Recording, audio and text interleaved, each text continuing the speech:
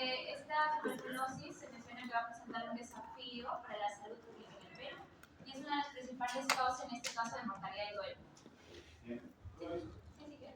Como bien antes lo mencioné, la causa principal es la Mycobacterium tuberculosis.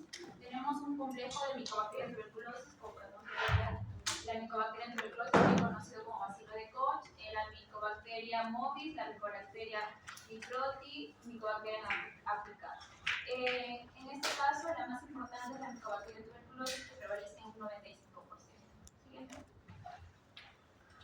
Bueno, sobre la norma técnica hemos considerado las definiciones operativas de 6 términos. El primer término considerado es el caso presuntivo de TB, que menciona 2 o más síntomas o signos de TB, como tos con flema, hemoptisis, sudoración, pérdida de peso, muchas veces incluye los síntomas respiratorios. En caso de TB, se menciona una persona que se le diagnostica TB pulmonar, o en muchos casos extrapulmonar, que esta va a ser registrada en el Sistema de Información General de Tuberculosis.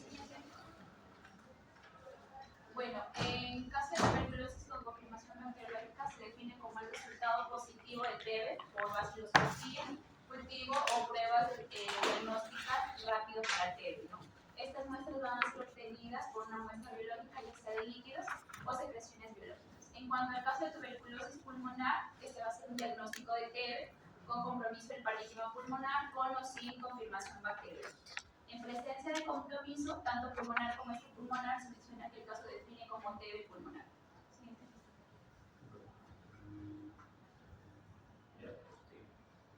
En cuanto al caso de TB extrapulmonar, este va a ser diagnosticado como TB con o sin confirmación bacteriológica en órganos diferentes a lo de los pulmones, ¿no? Como la pleura, como los ganglios linfáticos, como el sistema nervioso central, como el tracto geniturinario, como el abdomen, entre otros órganos. En cuanto al caso de TB sin confirmación bacteriológica, se menciona el diagnóstico con TB pulmonar o extrapulmonar mediante criterio clínico con apoyo de diagnóstico imagenológico, donde podemos encontrar los rayos X o la tomografía. También vamos a encontrar inmunológico, histopatológico y de laboratorio. Siguiente. Bien, en cuanto a la fisiopatología.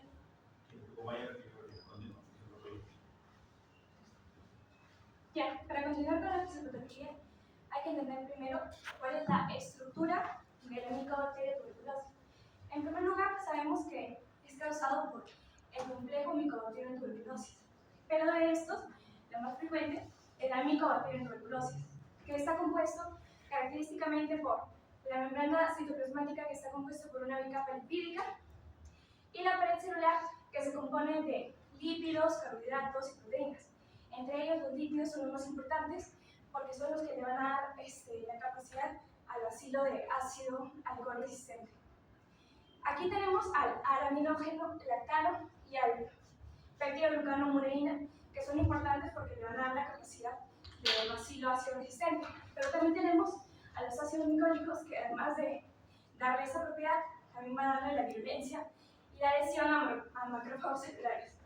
Por otro lado, tenemos el lipoarabinomanano, que es importante porque esto va a permitir la fijación al macrófago alveolar y también va a evitar la unión del fagosoma y el lisosoma, y con eso va a inactivar la acción fagocítica.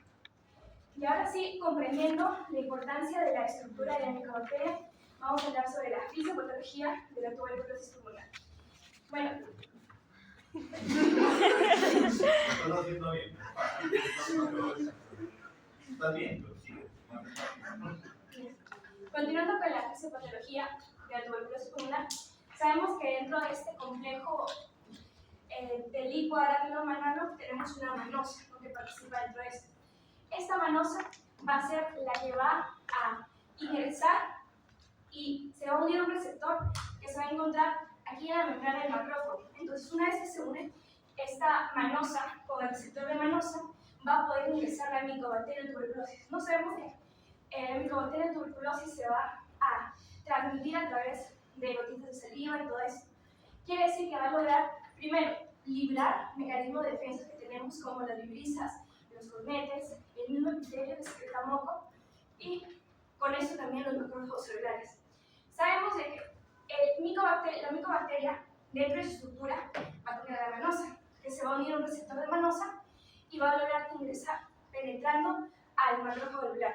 Entonces, una vez que se encuentra aquí en el alveolo pulmonar, dentro del macrófago va a poder fagocitarla, y dentro de este macrófago tenemos un fagosoma, un organelo importante que se va a encargar de atraparla y que debe unirse al lisosoma para que ésta pueda aniquilarla. Pero ¿qué pasa?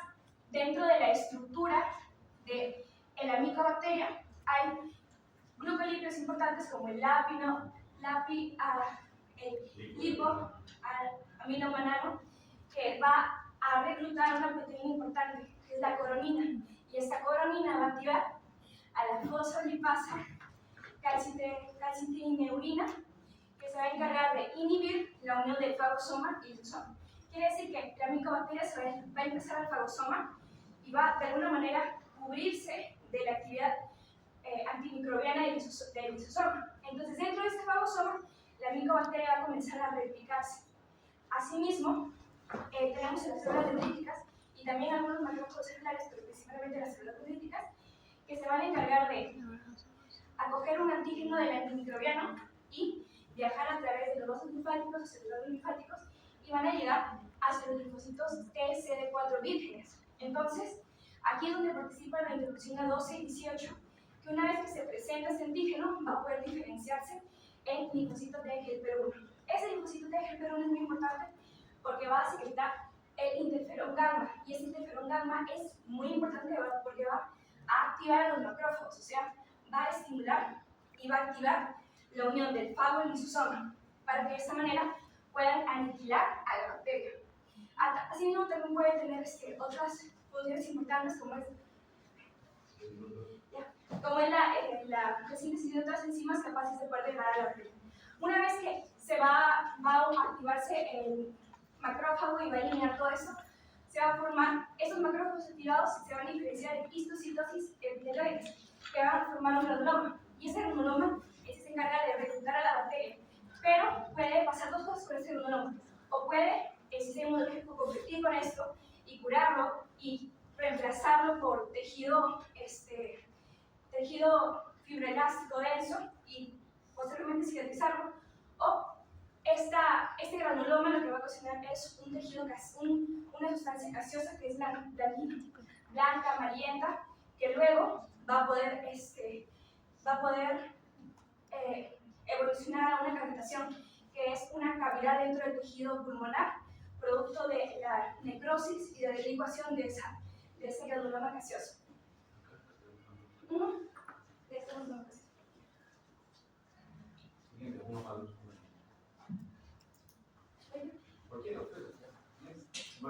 Bueno, en este caso la transmisión, como ya dijeron también, se da de persona a persona, ¿no? Mediante microgotas que, bueno, pueden atravesar lo que es el tracto respiratorio, ¿no? En donde el sistema o nuestras mismas barreras de defensa, como son las vibrisas, los cornetes, el mismo epitelio, como ya también lo mencionaron, van a hacer un mecanismo para que eviten infectarnos, ¿no? Pero en este caso, cuando ya se pasan todas estas barreras, ya puede llegar a lo que es el alveolo y viene lo que es el cuarto mecanismo, ¿no? Que serían los macrófagos. Siguiente.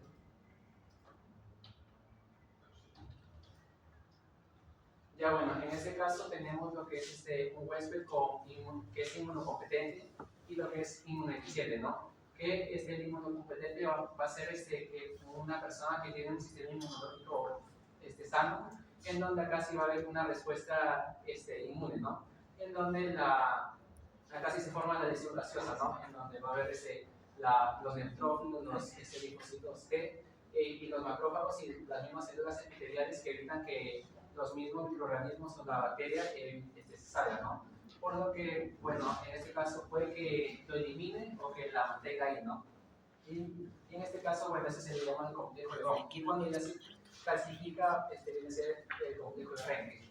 Y bueno, cuando es inmunodeficiente el paciente, puede avanzar la enfermedad o incluso lo que es la tuberculosis secundaria, ¿no? Que en este caso se da por una inmunosupresión, como por ejemplo en VIH, y acá hay una rápida diseminación que se puede ir a otros órganos, ¿no? En donde se establece lo que es la tuberculosis biliar, incluso puede llegar hasta la muerte.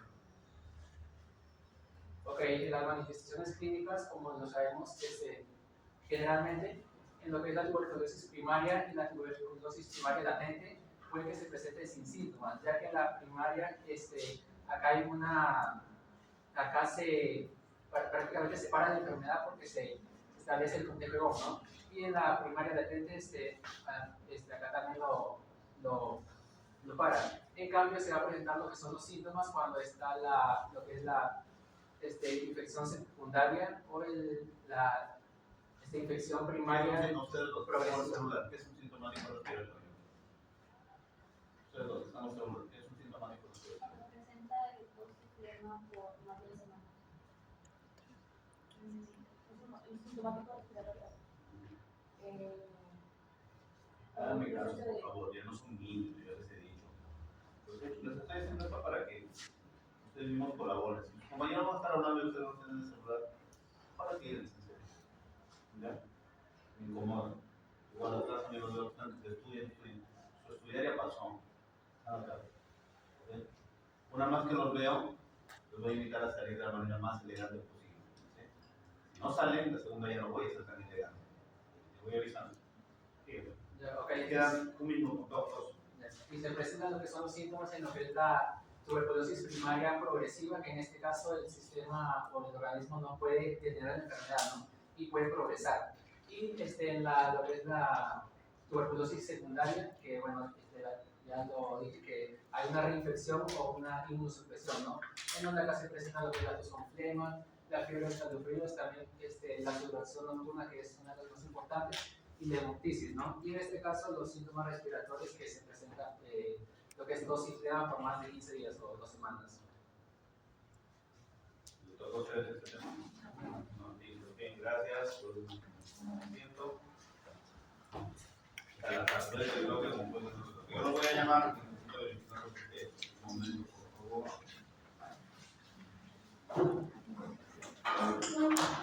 Díaz Bustamante, Fernández Ayala, Fernández Contreras, Carles Cruz, Hoyos Sánchez, Hoyos, y ya bueno, asistente.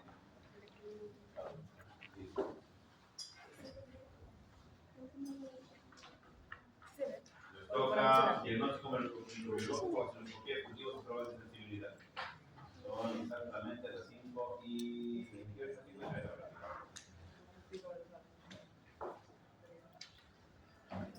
Al primer grupo, ¿dónde estaba? Con quienes se pusieron, Bardales Quijano, Bucanero Sotero, Campo Ruiz y Coma. A ver, Cubas, ¿qué es Cubas? ¿Algún comentario acerca de poblaciones vacilares? ¿Han leído algo sobre eso en la primera parte? Ya. Chicoma Santos, no, Cubas González, Cubas, no, Bocanera Sotero, ya. ¿Qué son, cómo defines operacionalmente qué es un caso índice? Que es el primer paciente en el cual es contagiado por una patología en una población. Patología, no, en este caso hablamos de. No. Está bien, no. Ya. Y vamos a empezar. Campo Ruiz. Ya. ¿Cuánto es el mínimo que debe haber por mililitro de bacilos para poder contagiar? Para una sustancia positiva. 3 a 5.000. Ya, listo. Completaron su cuota. Carlos Cruz. Ahorita sí, exactamente 5:30, tienes hasta las 5:40. No solo tocamos poco, no. Doctor y compañeros, buenas tardes y le voy a mencionar acerca del diagnóstico microbiológico, donde vamos a tratar aspectos como baciloscopía, cultivo y también pruebas de sensibilidad. No, para nada, solo de después. No son 20, solo son 15. Igual había terminado. Son fáciles, 15. Entre todos, todo eso. Paciencia. Sí. Ya, no.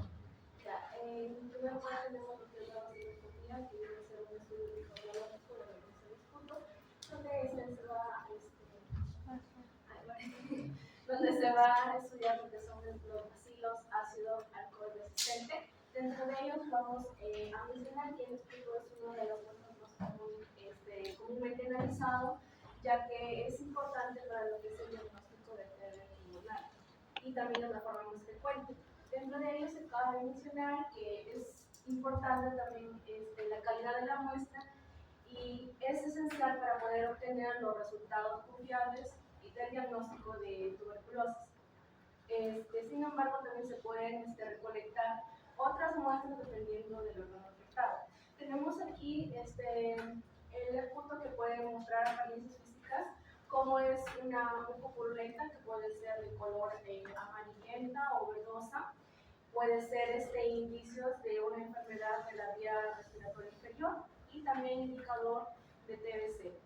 También tenemos otra apariencia física que es la sanguinolenta, que esta es de color rojizo, y también es un esputo mezclado con sangre fresca y puede indicar cáncer del pulmón, también puede indicar bronquiectasia, neumonía grave y TBC.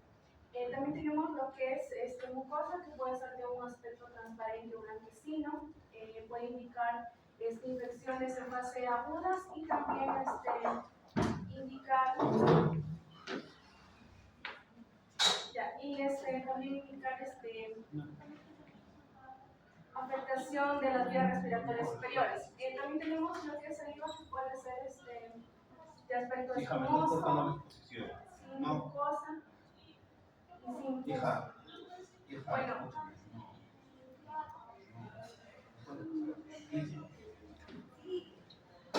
Se corre exposición, o su compañero no puede trabajar así. Yo no puedo estar en tira y afloja, pues. No es que yo cierre y me cerro la puerta. Dije no, es no.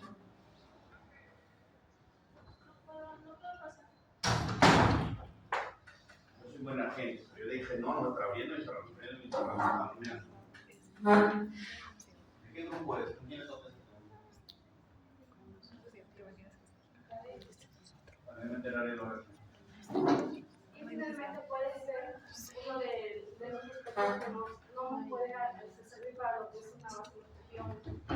Dentro de las características principales, bueno, el volumen debe ser de 3 a 5 mililitros, donde debe prevenir de lo que es el árbol bronquial, por medio de una tos profunda, tras una respiración profunda, y también se debe prevenir del ciclo de la lesión, ¿no? En este caso es importante dos muestras necesarias. Sí. Ya, también tenemos la primera muestra que se va a obtener en un establecimiento de salud, cuando el personal se va a identificar un paciente con un síndrome respiratorio o también cuando un paciente tiene una sospecha de y cuando tiene una sospecha de tuberculosis. En este caso se va a recolectar una muestra por medio de una respiración profunda y tos voluntaria. Y bueno, igual el volumen ideal sería de 3 a 5 mililitros. Igual para la segunda muestra, en este caso el volumen también es de 3 a 5 mililitros y en este caso también se le va a entregar un envase al paciente en el cual se debe recolectar en ayunas, ¿no? Esa muestra.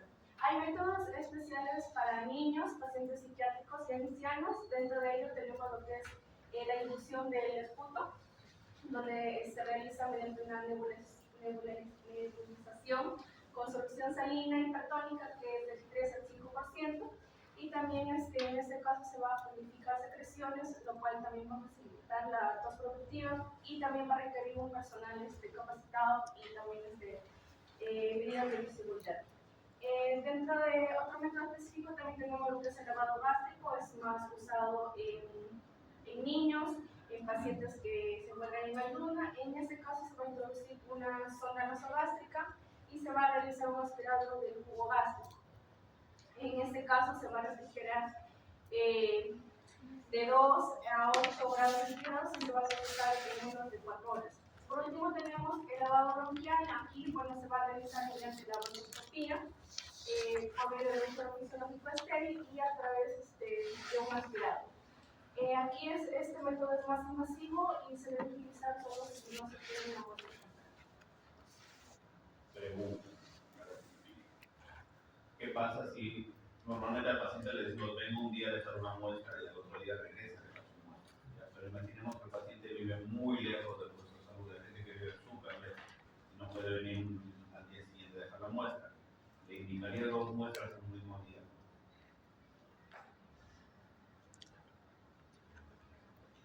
Ya, tú dices, no, sí o no, no tengan miedo, insisto, no es el doctor que va a matar, no. Yo siempre les digo, yo siempre les digo a los chicos, ahorita están ustedes en el mejor momento de equivocarse, es el mejor momento del mundo mundial de equivocarse. ¿Ya? Cuando terminen ahí es donde ya el error es menos tolerable. Ahorita tú dices no. Sí. Repito la pregunta porque se perdieron en el mundo.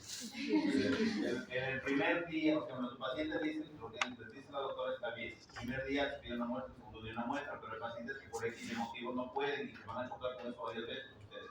Que no puede venir al día siguiente a dejar la muestra y necesitas al menos 2 muestras.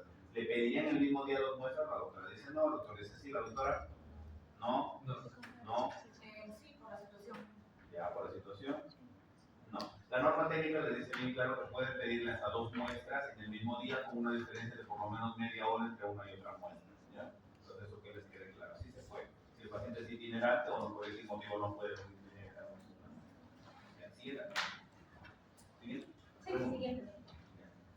Ya, bueno, Tú escoges a quién. Tú escoges a quién. Vamos a hacerlo.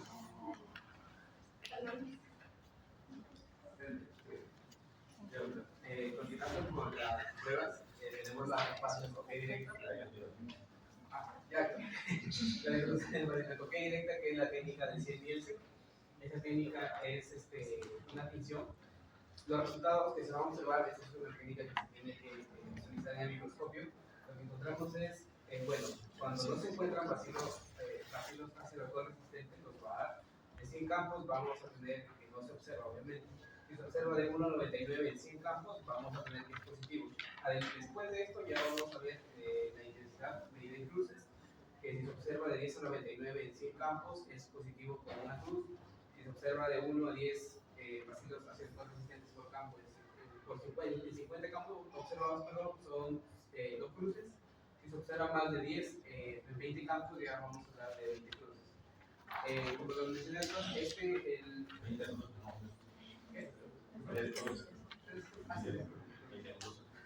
No, 20 campos.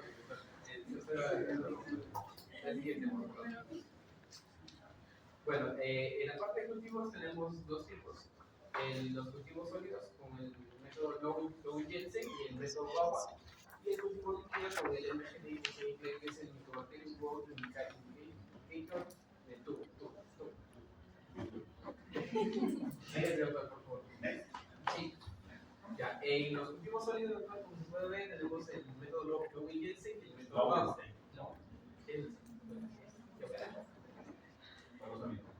Es un medio de cultivo tradicional que se utiliza en la clara de huevo, que es lo que va a nutrir a la bacteria, y su tiempo de espera de 4 a 6 semanas para el resultado. La sensibilidad de este método es de 57.1% según lo que se ha investigado, frente al cultivo es el cultivo líquido que viene en la siguiente diapositiva. Respecto al cultivo, el método Wawa, se podría decir que en este método Wawa no se necesita la centrífuga. Entonces, es un método preferido en zonas remotas por su bajo costo, es más simple y es menor requerimiento de infraestructura. En este método se van a emplear tubos con medio Wawa sembrados, y en este medio se va a ver si la bacteria pues, se mueve, ¿no? Y bueno, va directo sin centrífuga, como lo mencioné, reduciendo el riesgo de contaminación. Bueno, el cultivo líquido tenemos al MGIT, que según lo que se investigaba en la revista que está aquí abajo, es una técnica florimétrica que detecta el consumo de oxígeno, o sea, va a ver si la bacteria consume el oxígeno para poder dar el diagnóstico correcto, ¿no? El tiempo respecto al método Lowy-Jensen es 1 a 3 semanas, debido a que Lowy-Jensen va a 4 a 6 semanas. Siguiente, por favor. Bueno, en las pruebas de sensibilidad tenemos...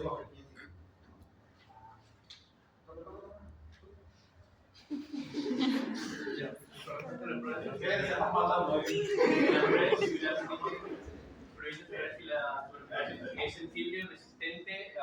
medicamentos clave para elegir tratamiento para lo que es ya sea una tuberculosis drogosensible, drogoresistente, tuberculosis multidrogoresistente o una tuberculosis extremadamente drogoresistente o ya una tuberculosis extremadamente resistente.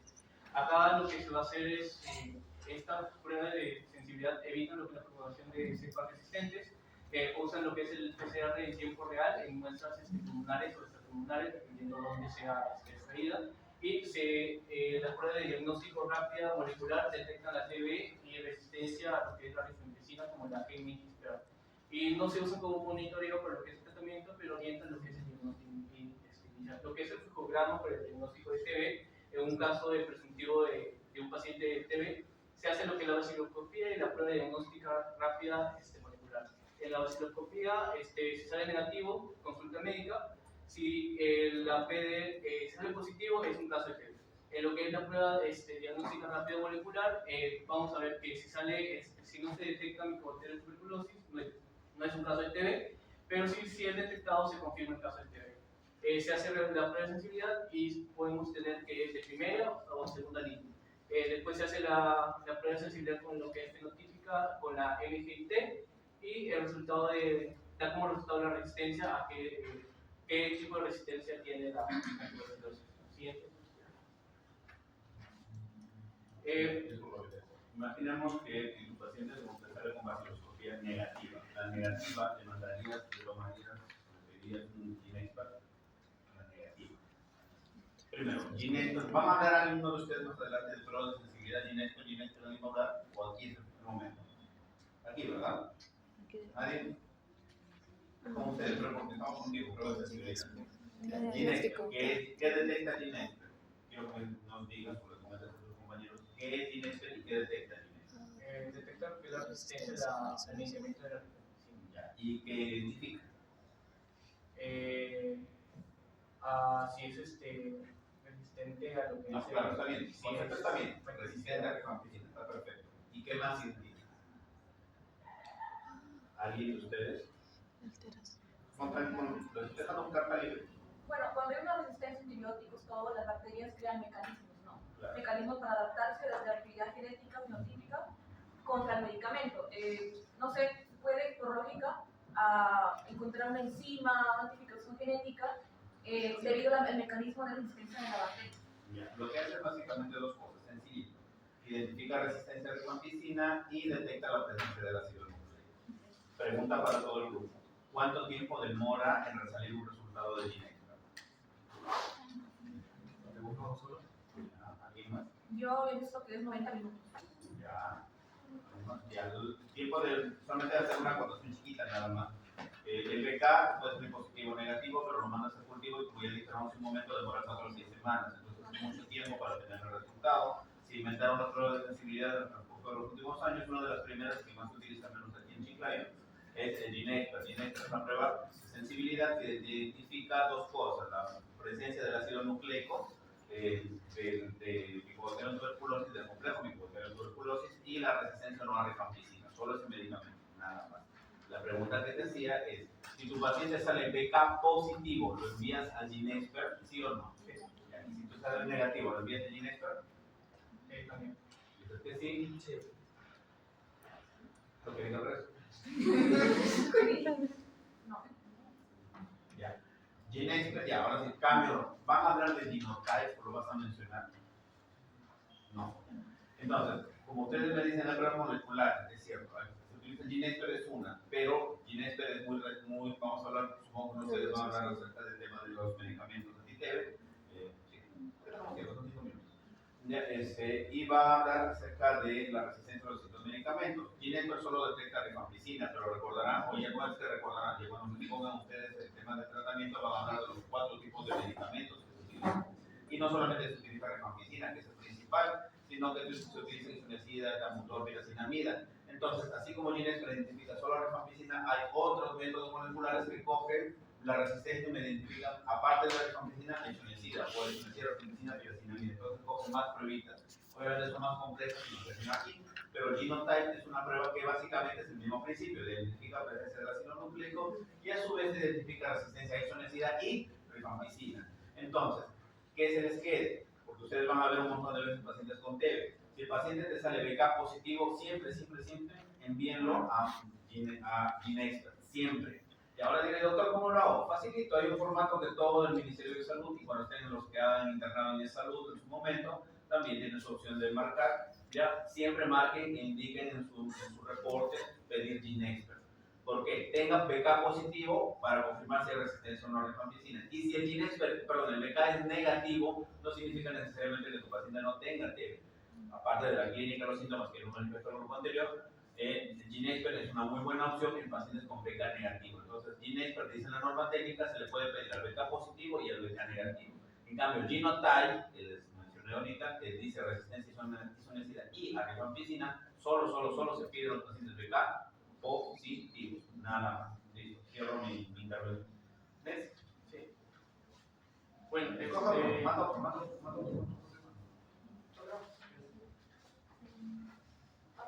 Continuando con las pruebas de sensibilidad, vamos a ver las pruebas sofisticadas de complementario para detectar la farmacoresistencia, ¿no? Bueno, tenemos los ensayos con sondas de líneas, que más que son las fenotípicas, ¿no? Que es más para la microcencia y microbacterias. En cambio, las fenotípicas es más directamente a las particulares. Bueno, esta se aplica en el esputo de la baciloscopía del proceso microbiológico, que claramente sale positiva, ¿no? En este caso, por lo menos una cruz obligatoriamente a partir de los positivos en el complejo de micobacterias tuberculosas. Estas pruebas no se usan para monitoreo de la respuesta al tratamiento, más bien es como un seguimiento y parte diagnóstica para ver la resistencia, como para la isoniazida y la rifampicina. Se usan en estos casos en la persona con TB pulmonar o extrapulmonar, especialmente antes del inicio del tratamiento, con según de la disponibilidad, obviamente para ver la fármaco y luego resistencia de esos pacientes. En personas con tratamiento y baciloscopía, en cultivos positivos al término de la primera fase del tratamiento, y en personas con tratamiento que presentan condición de fracaso del tratamiento, obviamente por la presencia de la resistencia al medicamento y que cuentan con una baciloscopía o cultivo positivo. Tenemos para las fluoroquinolonas, no solo para la isoniazida rifampicina, para las fluoroquinolonas. En personas con TB pulmonar o extrapulmonar, puede ser debilidad, con resistencia a la rifampicina o aislamiento. Y luego está la prueba de sensibilidad en medio líquido, la MAI, se aplica para la reparación de cultivos positivos.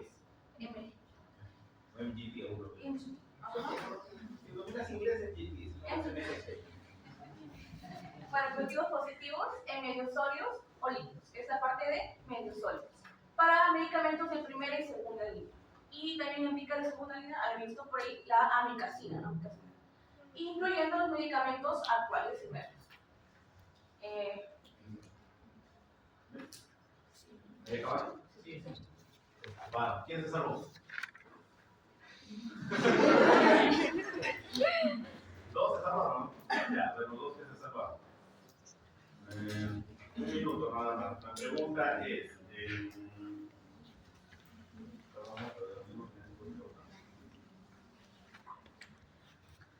no, solamente comentario nada más que se salvaron. Matando. Esto es un azar, porque se toque como que no hay. Yo solo mato a uno, se empieza a matar en una red. Justamente lo que les decía hace un momento, GeneXpert es una prueba que utilizamos aquí en Lambayeque, se puede pedir aquí dentro de la misma región, se pide en Jerez. El resto de pruebas, como su compañera bien lo ha dicho, los ensayos son alineados, justamente desde el Genotype, estamos otras pruebas más que ya no se hacen aquí, sino se hacen en el Instituto Nacional de Salud en Lima, porque ya son mucho más completas, y lo que sus compañeros bien han dicho, estas pruebas sirven para identificar resistencia al inicio, no para hacer el seguimiento, porque muchas veces, no sé si en sus prácticas habrán visto algunos, quizás por error habrán visto que han solicitado algunas veces, empezaste su tratamiento anti-TB, sí, en el segundo, tercer, cuarto mes de tratamiento, pídele un GeneXpert a ver cómo va. No se pide GeneXpert ni tampoco Genotype ni ninguna prueba de sensibilidad para ver cómo va mi paciente, no, es solo para el inicio, nada más, ¿ya? Y lo otro que deben saber es que el BK en la vaciloscopía, el encontrar el microorganismo, no te dice si está vivo o muerto. ¿Ya? ¿Cuál es el resultado con la prueba final que te dice si el micobacterio está vivo o muerto? El cultivo. ¿Ya? Nada más. O sea, si el pollo está vivo o muerto. ¿Ya? El Mycobacterium es, al inicio lo que identifican son bacilos teñidos, más no dices si está vivo o muerto. El cultivo es lo que te define. ¿Listo? Pueden sentarse, muchas gracias a ustedes, los que se salvaron, gracias. Siguiente víctima. Ya vaya parando.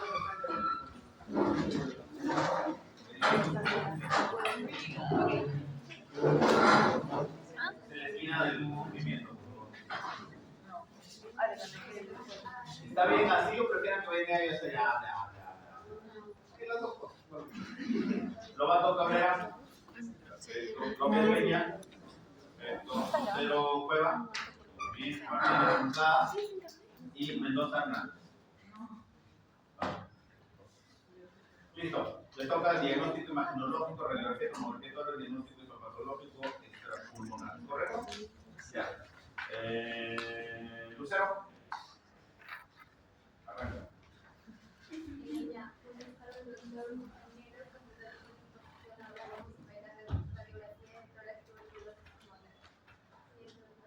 Ya en la radiografía de tórax en la tuberculosis pulmonar es el primer método de diagnóstica y en caso de ser normal tiene un alto valor predictivo negativo de tuberculosis. Cuando ya hay hallazgos normales vamos a tener dos estadios, el estadio primario y el estadio postprimario. El estadio primario suele ocurrir más que todo en niños y en pacientes que se van a infectar por primera vez de la bacteria. En los hallazgos radiológicos vamos a tener linfadenopatía ciliares, de acuerdo a la inflamación de los ganglios del tórax, y en la radiografía se va a ver como masas en la parte central del tórax. También vamos a tener consolidación del espacio aéreo, lesiones micronovulares, el derrame pleural basal, el cual va a ser la acumulación de líquido en la base de los pulmones.